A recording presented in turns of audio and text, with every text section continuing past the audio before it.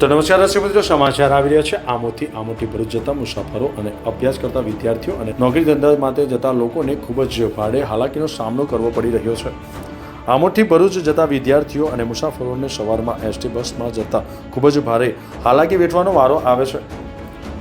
ખીચોખીચ બસ ભરાઈ ગયા બાદ પણ અનેક મુસાફરો અને વિદ્યાર્થીઓ અને નોકરી ધંધે જતા લોકોને બસમાં બેસવા માટે વલખા મારવા પડે છે। એક મહિલા સહિત એક મુસાફર બસના દરવાજા ઉપર લટકી જતા બસ ડ્રાઈવર બસ ચાલુ કરી દોડાવી દીધી હતી। આ સમયે કોઈ મોટી જાનહાનિ થાય તો તેનો જવાબદાર કોણ, ડ્રાઈવર કે પછી વિદ્યાર્થી?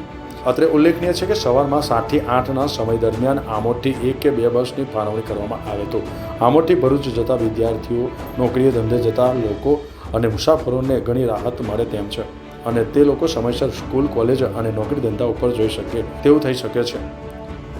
જાવેદ મલિકનો રિપોર્ટ, ન્યૂઝ ટુડે, આમોદ।